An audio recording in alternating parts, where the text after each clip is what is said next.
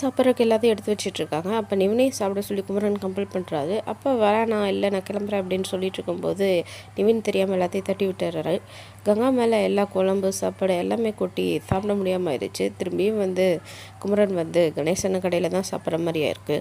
காவேரி பசுபதி மேலே case file பண்ணுறக்காக லாயர்கிட்ட போகிறாங்க. அப்போ லாயர் சரி நான் கேஸ் ஃபைல் பண்ணுறேன் அப்படின்ற மாதிரி சொல்லி வெளியே அனுப்பிச்சி வச்சிடுறாங்க. அப்புறம் வெளியில் நிவின் காவேரியும் குமரனையும் பார்க்குறாரு. நிறுத்தி பேசும்போது கங்கா ரொம்ப கோபமாக பேசுகிறாங்க. இது வேலைக்கே ஆகாது நிவின், தயவு செஞ்சு காவேரியை மறந்துடு அப்படின்ற மாதிரி குமரனும் அட்வைஸ் பண்ணுறாரு. ஆனால் நிவின் கேட்குற மாதிரியே தெரியும். பசுபதி வீட்டுக்கு அந்த லாயர் போய் நம்ம சொந்தக்காரங்கன்னு தெரியாமல் அந்த பொண்ணு உன் மேலே என்கிட்டயே கேஸ் ஃபைல் பண்ண சொல்லிட்டு போயிருக்கா, அவளுக்கு பார்த்து ஏதாவது நீ செட்டில் பண்ணி முடிச்சு விட்டுரு, நான் சும்மா கேஸ் எடுக்கிற மாதிரி எடுக்கிறேன் அப்படின்ற மாதிரி சொல்கிறாரு. சரி நான் என்னென்னு பார்த்து செஞ்சுக்கிறேன் அப்படின்ற மாதிரி பசுபதியும் லாயர் அனுப்பிச்சி வச்சுட்டு அவங்கள அடுத்ததாக என்ன செய்யலாம், எப்படி பழி வாங்கலாம், எப்படி காவேரி கண்ட்ரோல் பண்ணலாம் அப்படிங்கிற மாதிரி பசுபதி திட்டம் போட ஆரம்பிச்சிட்டாரு. இதுக்கு சப்போர்ட்டாக பசுபதியோட மகனும் நம்ம ஏதாவது செய்யணும்ப்பா அப்படின்ற மாதிரி அவரை நல்லா ஏற்றி விட்டுட்டு இருக்காரு. பசுபதியோட மகன் செய்கிற விஷயம் எல்லாம் சந்தான குடும்பத்துக்கு எப்போ தெரிய வரப்போகுதுன்னு பார்ப்போம். தேங்க்யூ.